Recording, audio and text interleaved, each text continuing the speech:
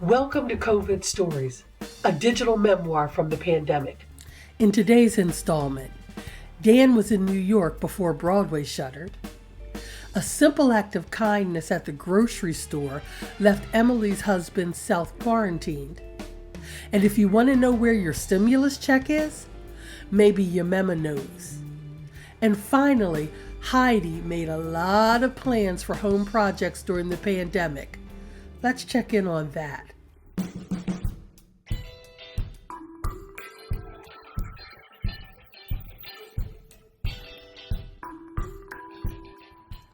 I thought during this time of uncertainty and quarantine, I was gonna get my act together and actually clean up my apartment and use my time wisely in a way that would probably benefit me. I have not done anything remotely like that. Everything is still a mess in my apartment. Like that. That's my winter coat. It's May. It's on my bike. Those tires are deflated. And they've been deflated well before quarantine even started. Those are my keys on the ground. I don't even have a key hook. I could put one up and I just don't. Those are sunbills. I don't know what they're for. That's my grandfather's rocking chair. That's a family heirloom, and I honor his memory by throwing clothes all over it. It also terrifies me at night when I see it because it looks like a kind of like a demon, like one of those. And I could help myself sleep better if I just removed everything, but I don't. I don't think I have time for that. Those papers, I'm pretty sure that's my actual termination letter from work. But it started talking about like a retirement account and how they have these numbers and like savings and percentages. And I was like, I'm not going to read that. So I'll just assume everything's fine. Over that way, I have nice furniture. That's my desk chair, my card table. That's where all the magic happens. And that pile of paper, that's, I don't know what that is. I was like, I'm going to go through this. I haven't done anything. I don't know what I do all day. But I don't organize. So I know there's a pandemic outside, but like in my apartment, in my area, everything is the exact same. It's just business as usual.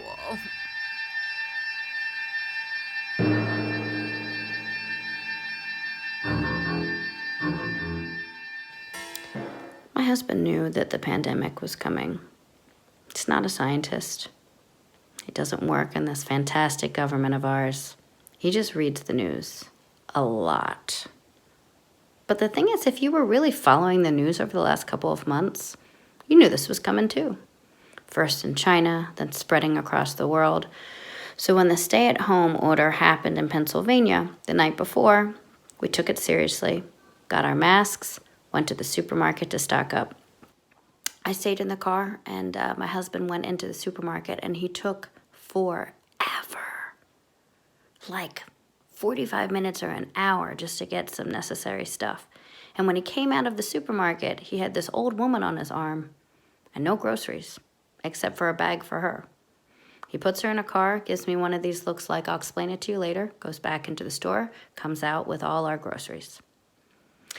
He explained to me that he was waiting in line forever because the cashing out was what took so long. And that in front of him was this older woman who looked like she was about to collapse, and no one was helping her. So he offered her his arm and helped her out of the store into her car. I thought about it for a while, and he was like, oh shit, what if she has the Rona?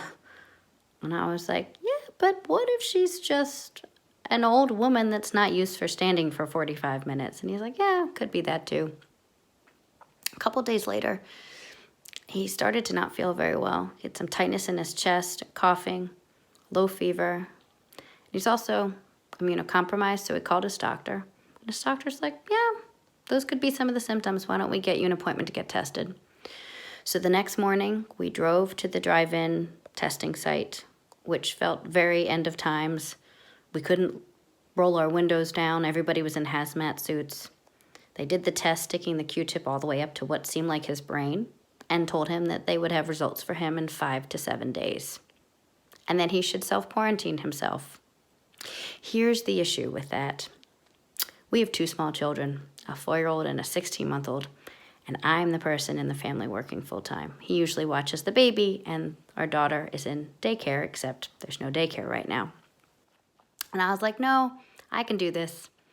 I can do this. I've done worse. I've done harder things. I don't know, but I can do this. So he gets himself together, goes to live in the basement like a troll, and I decide that I will take care of the kids for as long as it takes while working full time as a copy editor for a news website. And it was impossible. It was working on the saddest news stories you've ever read, and then feeding my child goldfish, and then reading them stories, and then yelling at them to be quiet and give me a second, and then going for a walk, and then holding them, and then crying, both them and myself, and then yelling, both them and myself, and more stories, and rinse and repeat, night after night. And it's funny because I remember reading a tweet when all this was going on about how there's going to be so many babies born from this pandemic, and I was like, really? Because I think there are going to be lots of murders. And because of social distancing, no one can see where you bury the body. And my husband heard all of this happening over the days, and I know how upset and frustrated he was, because every so often he would put on his robe and his mask and his gloves and trudge up the stairs and say to our 4-year-old Sydney, "Are you giving your mommy a hard time?" And she'd go, "Yes, Daddy." And he'd go, "Why are you giving mommy such a hard time? You know this is so difficult for everybody." And she'd go, "I'm sorry." And then rinse and repeat. And it would continue. And I remember on the 4th night, I was like, I can't do this anymore. And I was putting the kids to bed. And my daughter, right before I turned the light off, she looks at me with her big brown eyes and she goes, "Mommy, can you be nicer to me?" And I was like, And I don't know if my husband sensed that I was at a breaking point, because the next morning he's like, "You know what? This is ridiculous. I can't do this anymore. I keep hearing you guys and I miss you and I feel awful. And you know what? We've been together when I was having symptoms. So if I'm sick, you're probably sick too." So he rejoined the family. It was really beautiful. And we didn't get the results to his test for 8 days. And it turned out that he was negative.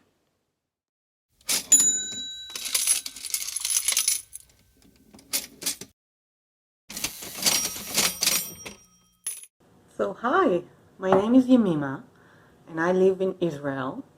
Until a year ago, my husband and I lived in Philadelphia, Pennsylvania. I used to teach sociology at the University of Maryland, and my husband was a researcher, a theoretical physicist at Penn.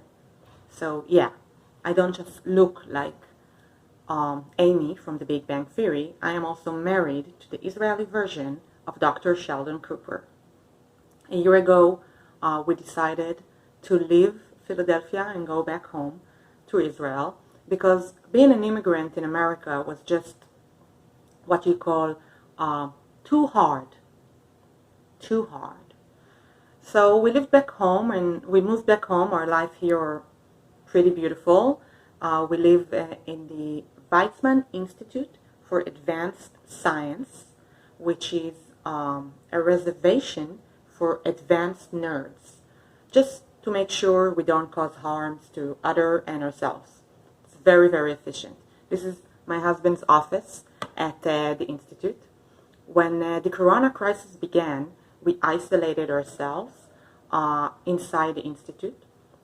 It just was very comforting in a time of global pandemic to be surrounded by scientists. I mean, it had zero helpful element in the everyday basis, but it just felt like the right thing to do. Anyway, one morning I was taking care of our 2 kids. We have 2 kids under 4, so 2 under 4, that's together, that's like 10 kids basically. I took care of them, and my husband called me and he says, "Well, you won't believe what just happened. We just got $3,400 direct deposit into our American bank account. And this deposit came from the American government." And when I heard that, I was just so, scared. I'm sure when some people got their stimulus checks, how do you pronounce it? Anyway, when some people got it, they were probably very relieved. Others were probably a little bit surprised. Me freaking out with fear, because I knew immediately that this was wrong and that some mistake was made. And let me explain. So basically they calculated this check eligibility according to the 2018 tax return when we still lived in the US. But we don't live in the US anymore. So not cool. I don't want to be on the explaining side of whatever just happened. For me, for a person like me, getting money you're not eligible for from the federal government is like getting this beautiful, surprise, expensive present from the boss of the mafia. Yeah, sure, it's free. But what is it going to cost me eventually? It's scary. And I knew I got something I wasn't supposed to get. So I got something that does not belong to me. And I knew deep inside that this is wrong. Because I believe in a higher power, yeah? And there is no higher power than the federal government with receiving things from America. But these things should be like political backing and military aid, not direct cash in my account, yeah? Let's just keep it simple. I don't know if you ever sort of wondered or thought about the character, the nature of this check the government gives you. Here, it has almost like, I would say, a violent nature or a non-consensual one. Here were my dollars, just sitting in my account, minding their own business, when suddenly this government check inserted itself into my account without my consent. Yeah, I didn't agree to this. And don't tell me, just enjoy it, yeah? You sound just like your president. So I was trying to solve this problem by calling the American embassy, which is now for some reason in Jerusalem. And apparently they don't deal with cases like this right now. They only deal with things that are urgent or an emergency. And they don't consider people with that have received funds they don't feel comfortable with. They don't consider that an emergency at all, which for me was very disappointing, because I expected from the nation of capitalism, like America, I expected you to be more efficient when it comes to taking money. Like, that's your whole thing. Just do that. So right now, I am stuck with these dollars that I don't exactly know what to do with. So of course I did what everyone should do once you have extra dollars. I immediately bought Bitcoin with it.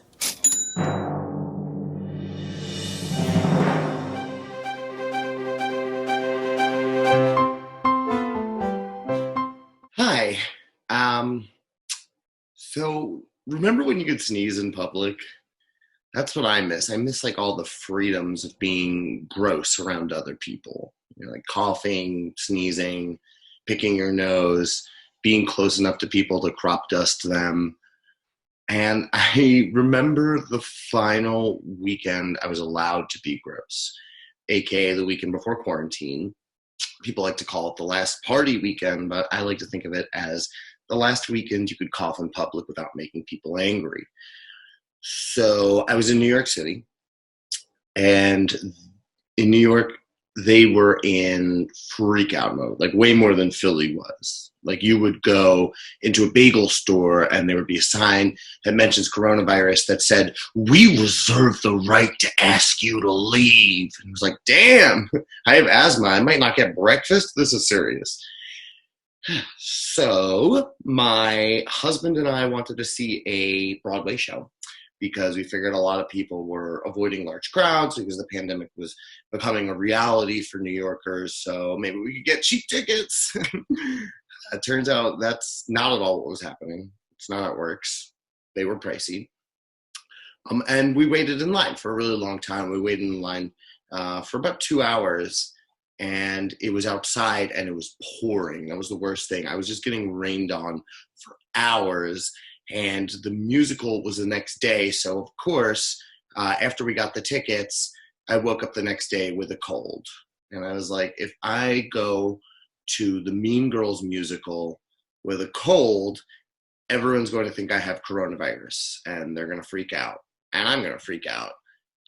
So I went to like a Irish pub so I could get a hot toddy, because that always helps me. Hot toddy, if you don't know, is whiskey and tea. And so I was in an Irish pub and I figured, well, they call Irish coffee with whiskey in it. And I want an Irish tea, which has got to be just tea with whiskey in it, right? So I ordered an Irish tea, and I got Irish tea, which is just tea. It was an iced tea, very nice, but it didn't have whiskey in it. And so I was like, oh, I'm sorry. By Irish tea, I meant with whiskey. And the bartender was like, why didn't you just say a hot toddy? No one says Irish tea. And I was embarrassed. And man, so I left, and I went to another bar. And then I went to another bar, and I'm smoking cigarettes, I'm drinking, I'm smoking some herbal essences, if you know what I mean, cannabis, not shampoo. And so now I'm at this third pre-theater bar, and I'm coughing from the cigarettes, and I'm sneezing from the cold, and I'm dipping a French fry into a piece of cheesecake like a monster. So not only do people think that I have coronavirus, they just think I'm a heinous person in general.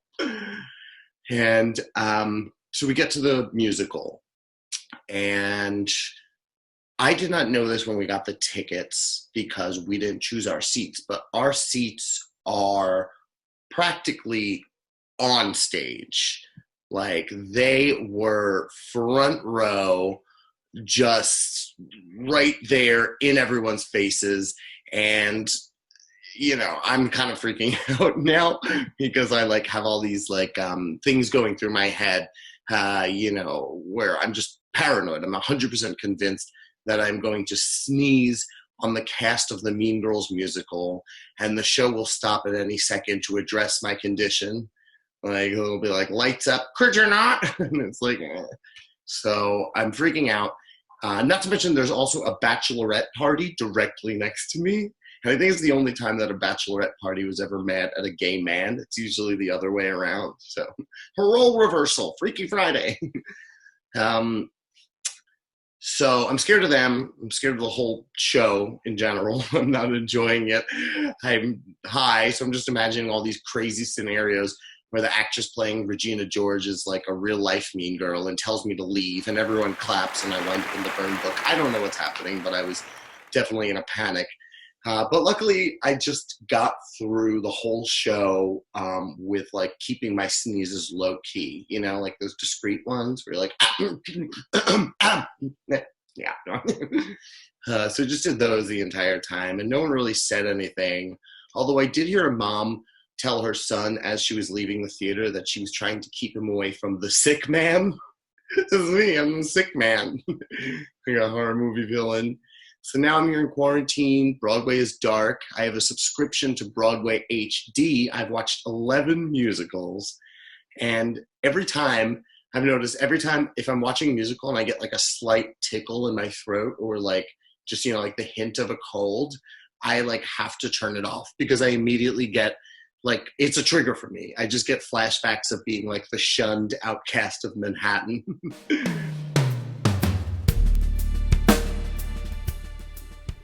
If you enjoyed this installment, and we hope you did, subscribe to COVID Stories and stay tuned for the next installment on Tuesday, June 2nd. In the meantime, follow us on Facebook, Instagram, and Twitter for more COVID Stories sneak peeks to spark your imagination. Dr. Neil Bardhan has shared story prompts to help get your story juices flowing. Find them on our website, www.firstpersonarts.org.